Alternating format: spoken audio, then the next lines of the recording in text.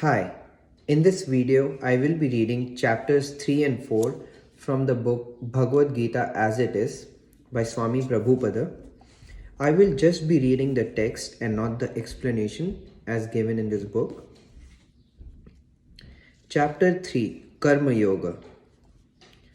Arjuna said, O Janardhana, O Kesava, why do you urge me to engage in this ghastly warfare if you think that intelligence is better than fruitive work? My intelligence is bewildered by your equivocal instructions. Therefore, please tell me decisively what is most beneficial for me. The Blessed Lord said, O sinless Arjun, I have already explained that there are two classes of men who realize the self. Some are inclined to understand him by empirical, philosophical speculation, and others are inclined to know him by devotional work. Not by merely abstaining from work can one achieve freedom from reaction, nor by renunciation alone can one attain perfection. All men are forced to act helplessly according to the impulses born of the modes of material nature. Therefore, no one can refrain from doing something, not even for a moment.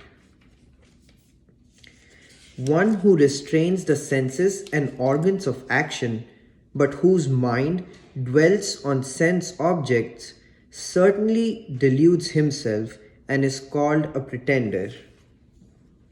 On the other hand, he who controls the senses by the mind and engages his active organs in work of devotion without attachment is by far superior. Perform your prescribed duty, for action is better than inaction. A man cannot even maintain his physical body without work. Work done as a sacrifice for Vishnu has to be performed. Otherwise, work binds one to this material world. Therefore, O son of Kunti, perform your prescribed duties for his satisfaction, and in that way you will always remain unattached and free from bondage. In the beginning of creation, the Lord of all creatures sent forth generations of men and demigods, along with sacrifices for Vishnu, and blessed them by saying, Be thou happy by this yajna, sacrifice, because its performance will bestow upon you all desirable things. The demigods, being pleased by sacrifices, will also please you. Thus, nourishing one another, there will reign general prosperity for all. In charge of the various necessities of life, the demigods, being satisfied by the performance of yajna, supply all necessities to man. But he who enjoys these gifts without offering them to the demigods in return is certainly a thief. The devotees of the Lord are released from all kinds of sins because they eat food which is offered first for sacrifice. Others who prepare food for personal sense enjoyment wearily eat only sin. All living bodies subsist on food grains, which are produced from rain. Rains are produced by performance of yajna, and yajna is born of prescribed duties. Regulated activities are prescribed in the Vedas, and the Vedas are directly manifested from the Supreme Personality of God. Consequently, the all-pervading transcendence is eternally situated in acts of sacrifice. My dear Arjuna, a man who does not follow this prescribed Vedic system of sacrifice certainly leads a life of sin, for a person delighting only in the senses lives in vain.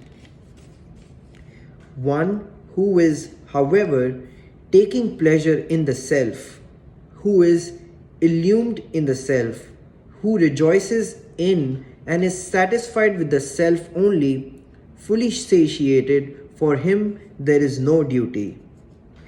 A self realized man has no purpose to fulfill in the discharge of his prescribed duties, nor has he any reason not to perform such work, nor has he any need to depend on any other living being.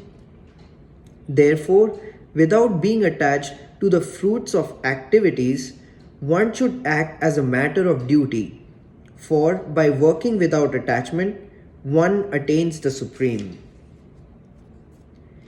Even kings like Janaka and others attain the perfectional stage by performance of prescribed duties. Therefore, just for the sake of educating the people in general, you should perform your work. Whatever action is performed by a great man, common men follow in his footsteps, and whatever standards he sets by exemplary acts, all the worlds pursue. O son of Pratha, there is no work prescribed for me within all the three planetary systems, nor am I in want of anything, nor have I any need to obtain anything, and yet I am engaged in work. For if I did not engage in work, O Pratha, certainly all men would follow my path. If I should cease to work, then all these worlds would be put to ruination. I would also be the cause of creating unwanted population, and I would thereby destroy the peace of all sentient beings. As the ignorant perform their duties with attachment to results, similarly the learned may also act, but without attachment, for the sake of leading people on the right path. Let not the wise disrupt the minds of the ignorant who are attached to fruitive action.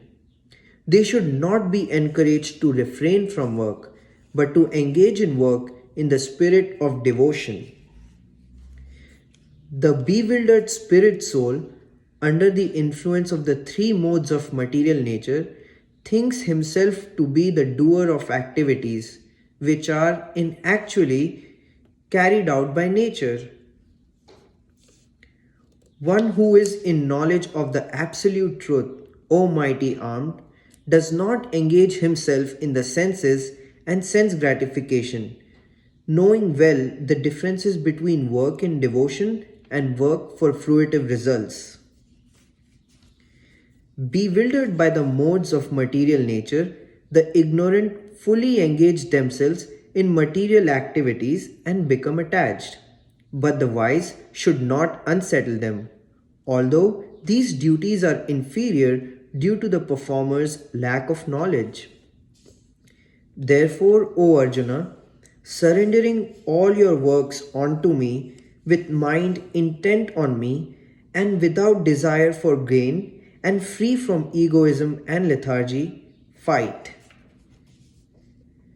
One who executes his duty according to my injunctions and who follows this teaching faithfully without envy becomes free from the bondage of fruitive actions. But those who out of envy disregard these teachings and do not practice them regularly are to be considered bereft of all knowledge, befooled, and doomed to ignorance and bondage. Even a man of knowledge acts according to his own nature, for everyone follows his nature. What can repression accomplish? Attraction and repulsion for sense objects are felt by embodied beings, but one should not fall under the control of senses and sense objects because they are stumbling blocks on the path of self-realization. It is far better to discharge one's prescribed duties, even though they may be faulty, than another's duties. Destruction in the course of performing one's own duty is better than engaging in another's duties, for to follow another's path is dangerous. Arjuna said, O descendant of Rishi, by what is one impelled to sinful acts, and even unwillingly, as if engaged by force? The blessed Lord said, It is lust only, Arjun, which is born of contact with the material modes of passion and later transformed into wrath, and which is the all devouring, sinful enemy of this world.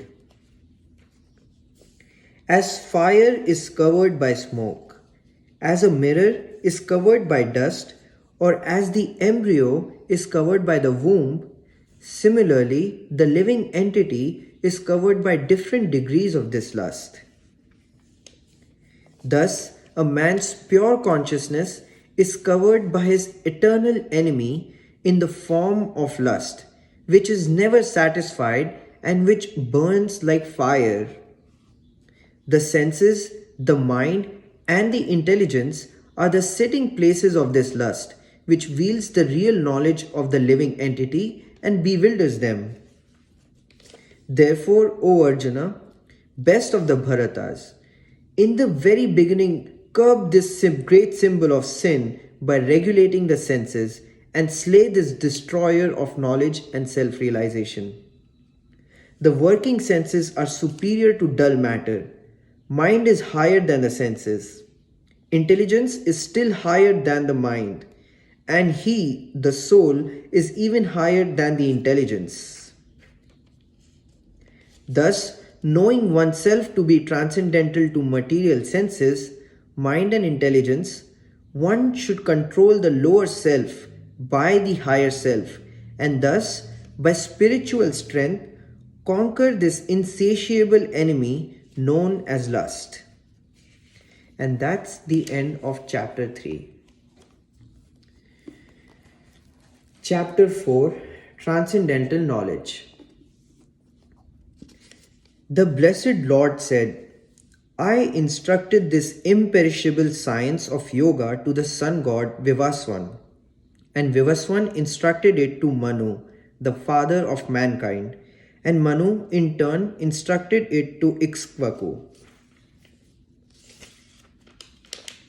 This supreme science was thus received through the chain of succession, and the saintly kings understood it in that way.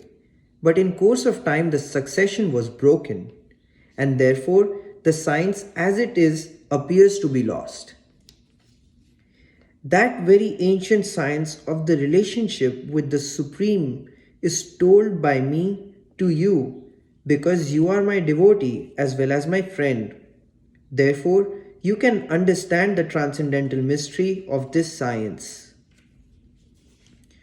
Arjuna said, the sun god Vivaswan is senior by birth to you. How am I to understand that in the beginning you instructed this science to him? The blessed Lord said, many births both you and I have passed. I can remember all of them, but you cannot, O subduer of the enemy. Although I am unborn and my transcendental body never deteriorates, and although I am the Lord of all sentient beings, I still appear in every millennium in my original transcendental form.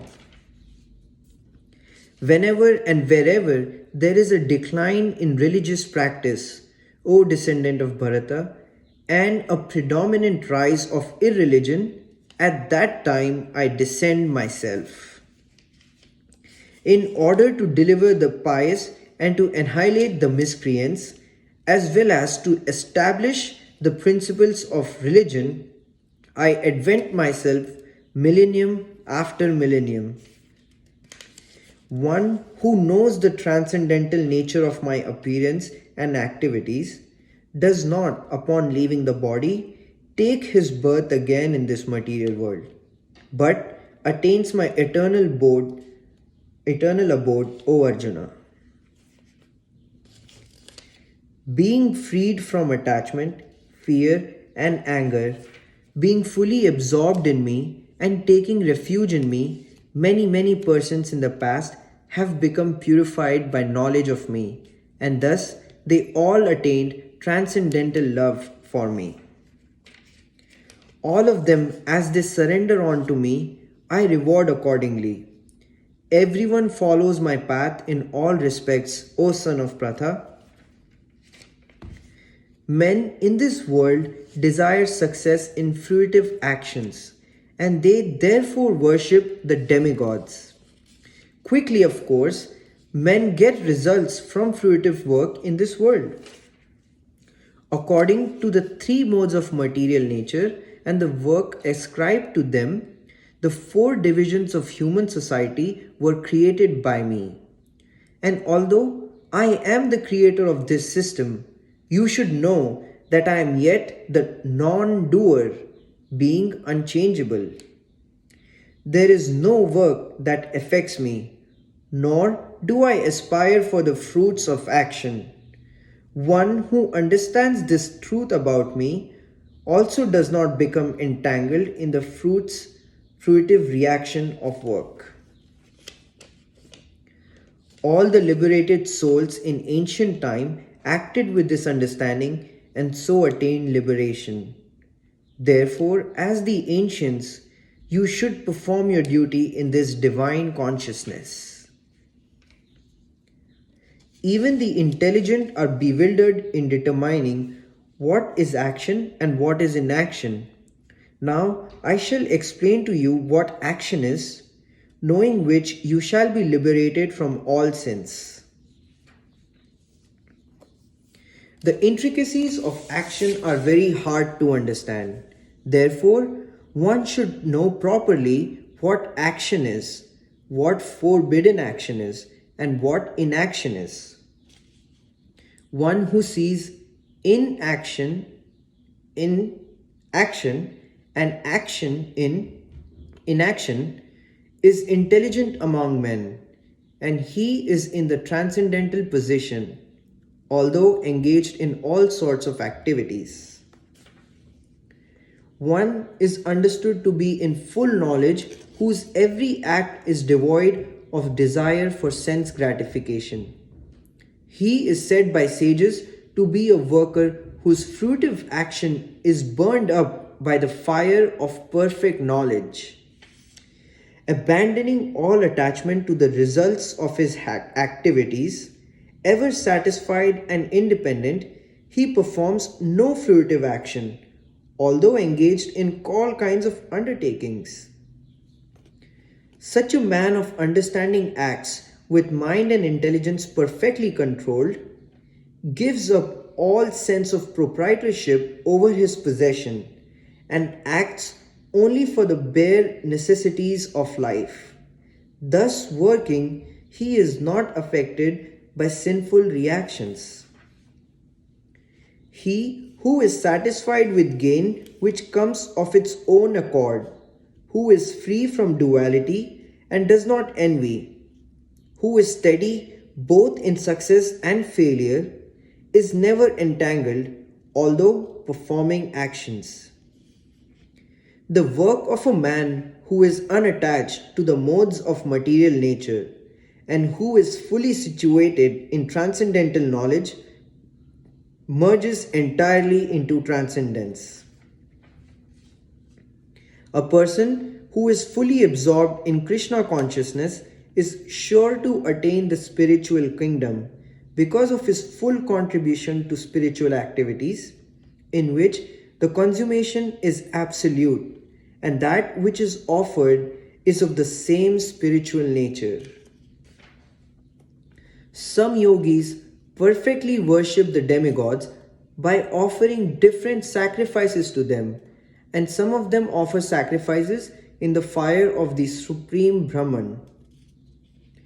Some of them sacrifice the hearing process and the senses in the fire of the controlled mind, and others sacrifice the objects of the senses, such as sound, in the fire of sacrifice. Those who are interested in self-realization in terms of mind and sense control offer the functions of all the senses as well as the vital force, breath, as oblations into the fire of the controlled mind. There are others who, enlightened by sacrificing their material possessions in severe austerities, take strict vows and practice the yoga of eightfold mysticism, and others study the Vedas for the advancement of transcendental knowledge. And there are even others who are inclined to the process of breath restraint to remain in trance, and they practice stopping the movement of the outgoing breath into the incoming and incoming breath into the outgoing, and thus at last remain in trance, stopping all breathing. Some of them, curtailing the eating process, offer the outgoing breath into itself as a sacrifice. All these performers who know the meaning of sacrifice become cleansed of sinful reaction, and having tasted the nectar of the remnants of such sacrifice, they go to the supreme eternal atmosphere. O best of the Kuru dynasty, without sacrifice, one can never live happily on this planet or in this life. What then of the next? All these different types of sacrifice are approved by the Vedas, and all of them are born of different types of work. Knowing them as such, you will become liberated. O chastiser of the enemy, the sacrifice of knowledge is greater than the sacrifice of material possessions. O son of Pratha, after all, the sacrifice of work culminates in transcendental knowledge. Just try to learn the truth by approaching a spiritual master. Inquire from him submissively and render service unto him. The self-realized soul can impart knowledge unto you because he has seen the truth. And when you have thus learned the truth, you will know that all living beings are but part of me, and that they are in me and are mine. Even if you are considered to be the most sinful of all sinners, when you are situated in the boat of transcendental knowledge, you will be able to cross over the ocean of miseries. As the blazing fire turns firewood to ashes, O Arjuna, so does the fire of knowledge burn to ashes all reactions to material activities. In this world, there is nothing so sublime and pure as transcendental knowledge. Such knowledge is the mature food of all mysticism, and one who has achieved this enjoys the self within himself in due course of time. A faithful man who is absorbed in transcendental knowledge and who subdues his senses quickly attains the supreme spiritual peace. But ignorant and faithless persons who doubt the revealed scriptures do not attain God consciousness. For doubting soul, there is happiness neither in this world nor in the next. Therefore, one who has renounced the fruits of his action, whose doubts are destroyed by transcendental knowledge, and one who is situated firmly in the self, is not bound by works, O conqueror of riches. Therefore, the doubts which you have arisen in your heart out of ignorance should be slashed by the weapon of knowledge. Armed with yoga, O Bharata, stand and fight. And that's the end of chapter